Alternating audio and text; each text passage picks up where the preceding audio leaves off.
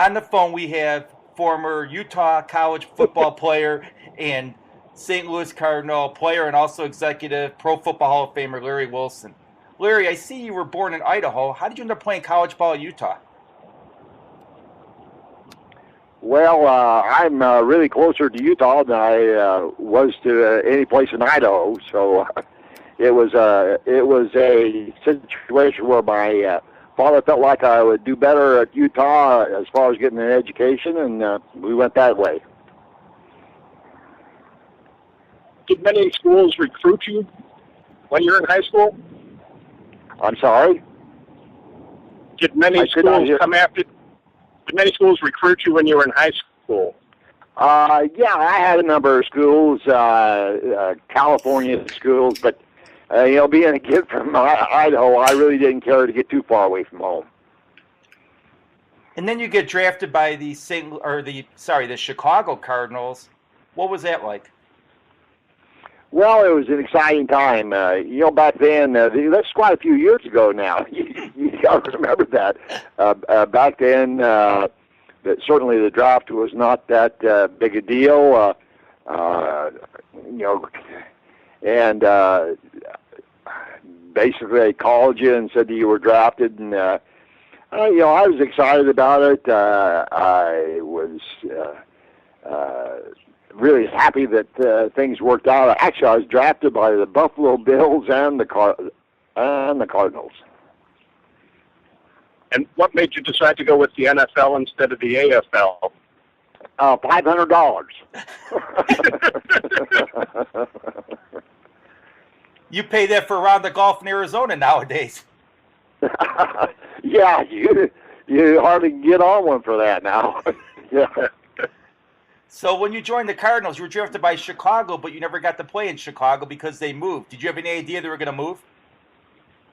Yeah, they pretty well talked about that. And my whole career, we trained in Lake Forest.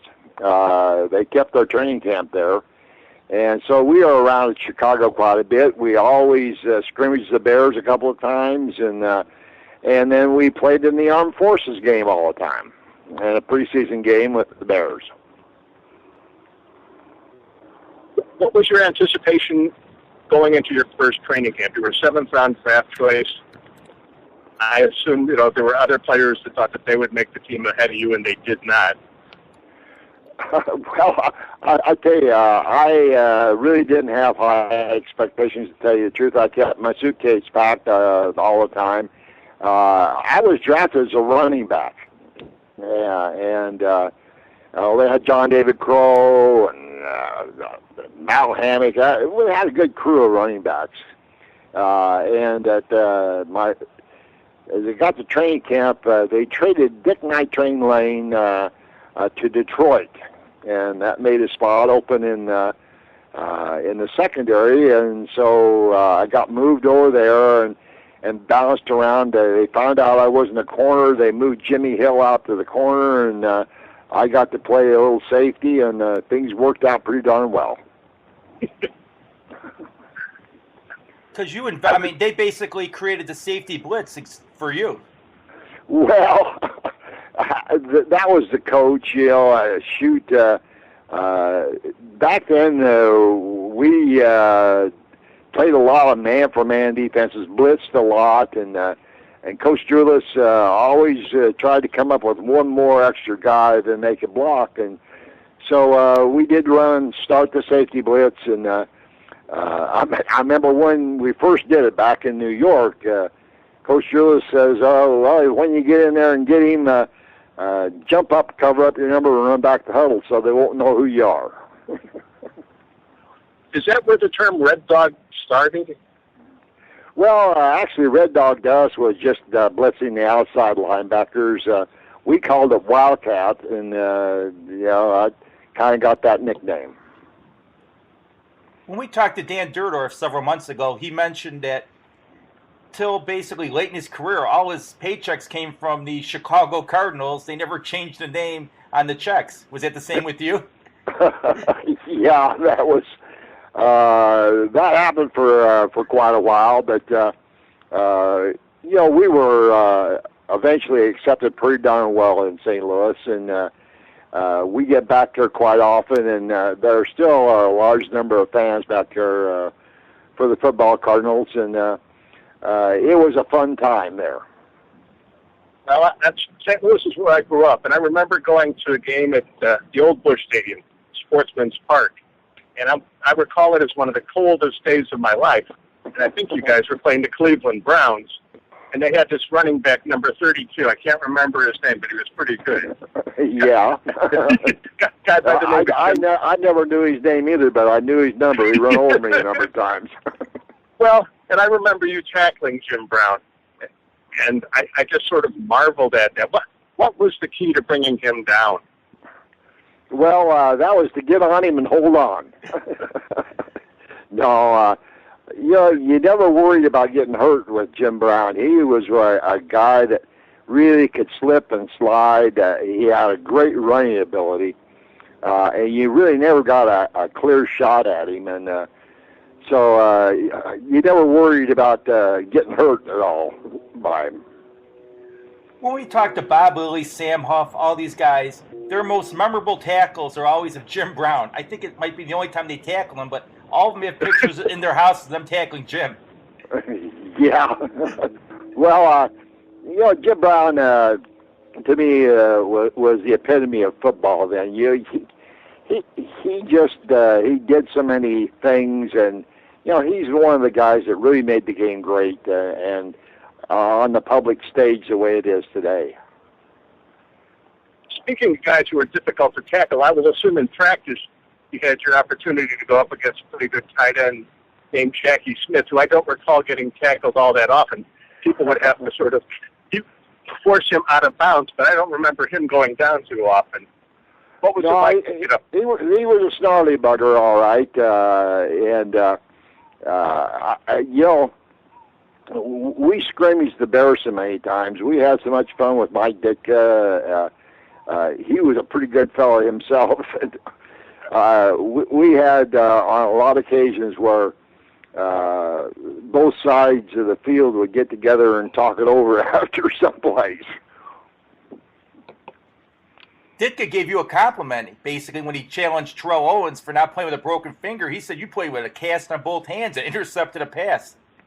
Yeah, I would have scored if I kept my eyes open, but, back then we didn't have that many players. If you could run, you should be out there playing, and I think the doctor made it a little bit bigger than what it needed to be. So, yeah. Even so, though, playing with a couple of casts on couldn't have been all that simple for a guy who's playing safety and supposed to wrap up the runners and things like that. Well, you just had so much stickum on them that they couldn't get away.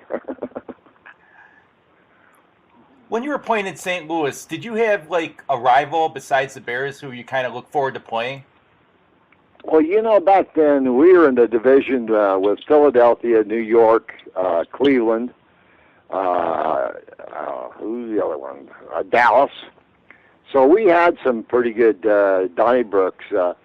I think that our main one was Dallas when they came in. It was always a big game for us, and we loved playing in New York too. So we had some good rivals. For your career, you had 52 interceptions. Is there one that stands out in your mind? I wish I could remember that far back. No, I tell you, I said I was a running back when I was drafted. I enjoyed getting the ball and running with it. I think what it did prove was that I was on the right side of the ball. I couldn't have been a running back in the league. You guys had a pretty good defensive backfield with you and Roger Worley there. How did teams get a chance to pass against you guys? Well, I tell you what, our secondary, I think, was one of the better ones in the business with Roger and Jerry Stovall and the crew, Jimmy Hill and Billy Stacy. We had some good defensive backs, and back then you played man for man most of the time. You played very little zone, so it was a challenge for everyone. But overall, I thought we had as fine a secondary as there was in the league. Now, I remember another guy who played defense in college ended up playing offense with the Cardinals, Johnny Rowland, who went to Missouri. Yeah. Can you imagine what a defensive backfield would have been like if he had been in the secondary too? Well, he was a big fella, and he would have added a lot to it. Johnny Rowland was one super football player and just a marvel. You're lucky. With the draft going on now, you're really fortunate to get guys like Rowland who really wants to play the game and enjoys playing it, has fun, and is a part of the team. And that's the whole key to all this, is getting it all together and doing your job. Who do you think the best player you played up against was? Well, I think Johnny Unitas was absolutely a phenomenal player. I sit back and marvel and think about the times that I got to play against him, and he was as good as everybody said he was. And I think that there were a lot of fine people. You're talking about the Jim Browns and the whole slew of them there. Was there one player on another team that you said, okay, this guy's going to be tough to cover in pass defense? You had to get up for extra special? The best pass receiver that I think I ever played against was Paul Warfield.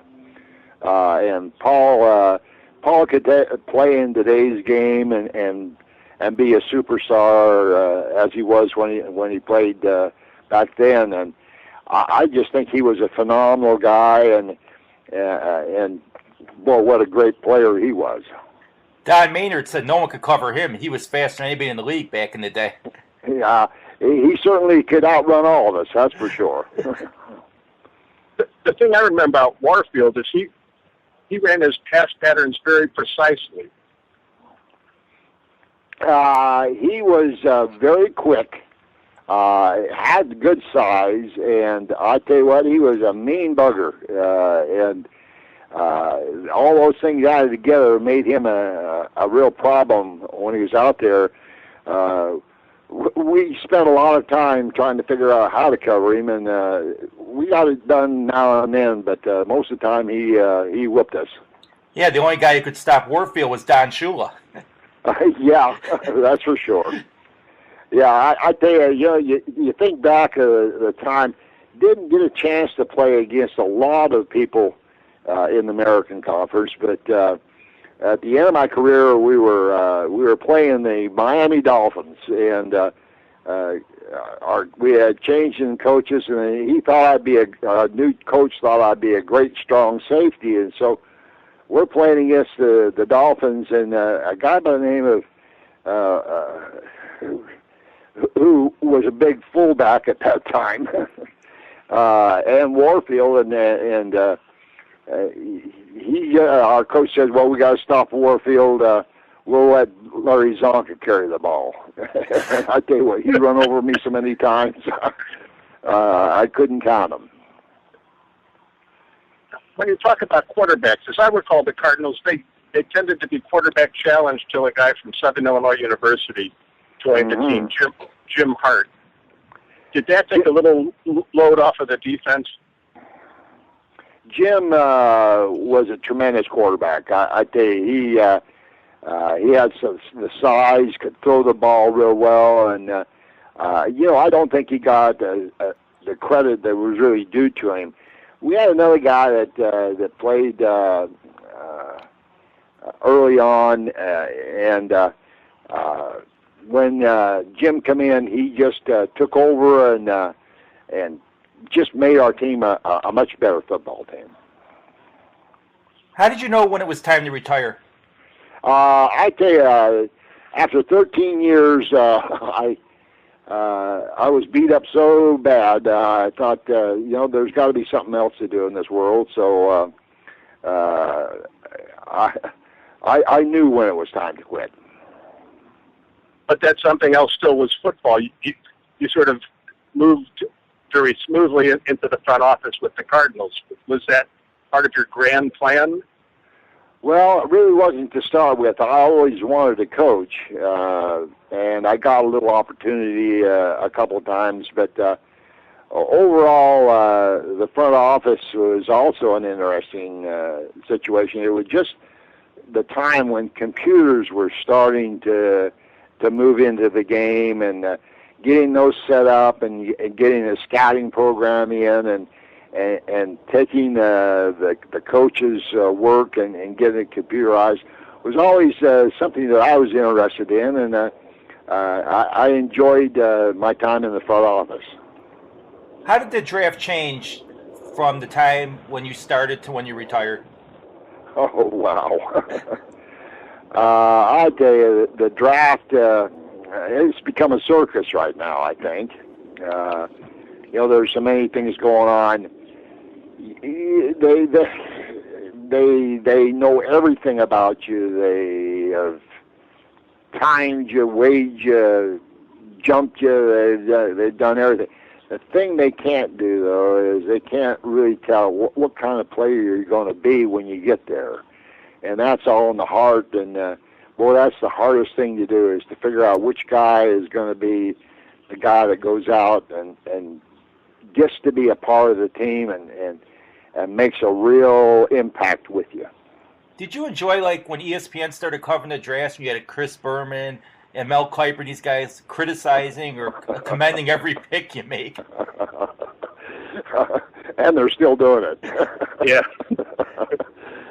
More than ever. I always wondered where they got all their information and how they saw these guys. But that's kind of the media. I married a gal that was in the media, so I'm always honored like a yard dog when I see these guys talking about players and where they should go and stuff like that. So. Well, there's a difference between being great athletically according to the numbers and being a really good football player. Absolutely. And I don't know how anybody is able to gauge it. You can look at a guy, I suppose, in person or on film and say to yourself, he's a football player. Now, if he's a second too slow in the 40, that might be a problem. But when it's a tenth of a second here or there, I don't see why you would go with just the metrics of the whole thing. Well, that's the thing, that I talk about is it's the toughest job of all is to predict which guy is going to come in and be the player that he should be, that is willing to pay the price, to be a part of the team, to know that he's one of 11, not just one out there. And put a team together that plays together and plays hard together, and that's the real key to getting some success. And you got to have guys that can do their job and do it well. Look at two of the greatest players in football, Hall of Famers Raymond and John Unitas. If they were drafted today, they probably wouldn't even be drafted or signed. Probably not. Raymond Berry was another guy that you just marvel at. He didn't have the great speed, but boy, he certainly run his routes well and took advantage of everything and could catch the football. And those two guys were just, they were part of a unit that played exceptionally well together, and consequently, they were winners. Who was your biggest find when you were drafting? Oh, boy, that's a tough question. I've never thought about that. What about the biggest bust? I couldn't tell you. You never I'm had sure a lot of other people. You got to ask Chris Berman. Yeah, so now you're going. What was the transition like from St. Louis to Arizona? It was slow to start with. Arizona basically was a Dallas Cowboy area for the television, so there are a lot of Cowboy fans here. But I was amazed at how quickly that they accepted us and have supported the team out here. The greatest thing that happened is when we got our own stadium, and we have a beautiful stadium here, and one that I think everyone in the community enjoys. You know, we're going to have the Super Bowl out here in 15, and yeah, I just think people enjoy coming out and watching the game.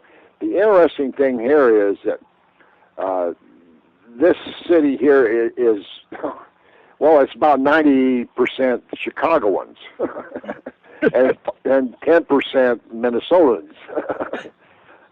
So we have to kind of win them over. I was just laughing because the neighbor next door's got a cockeyed Chicago Bear flag hanging in her yard, and I'm always on her about getting it out of there. So, you got to give her a Cardinal one. I've done that. Speaking of the Super Bowl, the Cardinal franchise has not been in a championship game since, I believe, 1947. When are the Arizona Cardinals going to reach that level, do you think? Well, you know, a couple of years ago when we played in the Super Bowl, it was an exciting time for our team. I think the moving around and trying to be a part of the community has not been a real good thing for putting together a good organization. I do believe that they're there now. Michael Bidwell has taken over the team as far as the management is concerned, the ownership of it. I believe they're on the right direction. They've got a good coaching staff. We've got good facilities, and I think people want to be here. And so I really feel like that our outlook is a very bright one. We have a tremendous division that we're in with 49ers and Seattle and St. Louis. So you got to be a good football player, a football team to win in our league. How did you feel when you found out you were going into the Pro Football Hall of Fame? I was so excited. I was just flabbergasted, and I enjoy that every year, going back to the Hall of Fame for their annual game and inducting. You know, they just remodeled it, and they're going to have a big year. This is our 50th year, and that is one of the real highlights of my career. I'm so gratified by being there. When is Jerry Kramer going to get in there? I just want to see this guy get in. Yeah, I'd sure like to see him get in too. And I know there's a movement trying to get people more excited about it. And you know, I think Jerry Kramer ought to be there too. I was talking to Elliott the other day, and I don't know if he'll be for this or not, but Rosemont in Illinois by the airport was offering the Cubs free land and to help them build a new stadium. I would love to see the Chicago Cardinals back, put a dome stadium in Rosemont, bring a Super Bowl here to Chicago because Soldier Field's not big enough and it's not in a good location to have a Super Bowl.